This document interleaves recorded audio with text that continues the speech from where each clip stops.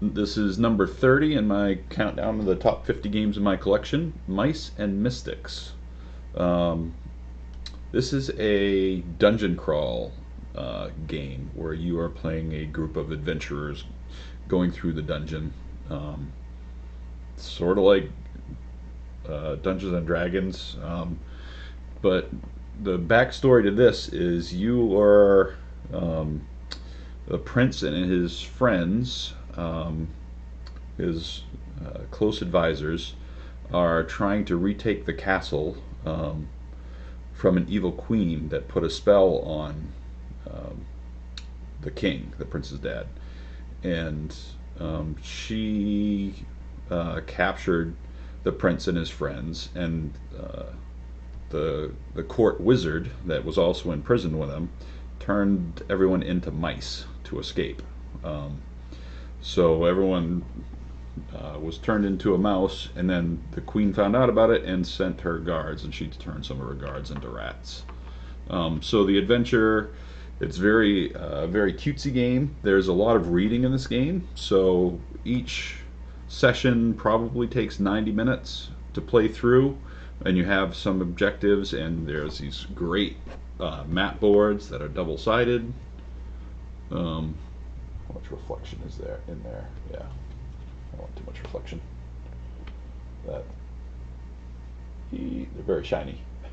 Um, have the squares where the mice can move, and you can investigate certain spaces searching for other treasures. Each character has their own character sheet with a description on the back. This is Prince Colin, and shows how many dice he rolls when he's in melee combat, and how many dice he rolls to defend. There are cards. There's a deck of cards for equipment that you're going to find along the way to give bonuses to your character. The painting. These miniatures don't come like this. I've actually painted these up because I've been painting miniatures for 20 years, 25, 30 years now.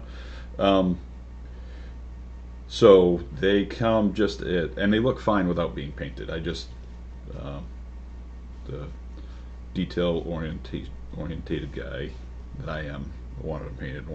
Makes them look nicer on the board. They will run across little cockroaches or a spider, and I know it looks kind of. Can you see it? Can you see it? I painted it a little campy. There's actually purple and white stripes on it to make it not make it look so real. A giant centipede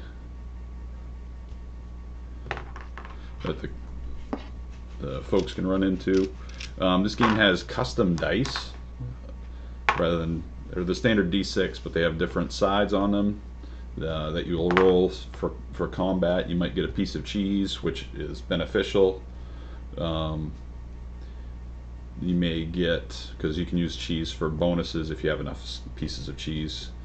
The bow and arrow is for ranged attack, which the wizard and the archer use. The sword and the shield are for the melee characters, or to block. You got to roll the shield to block when you are attacked.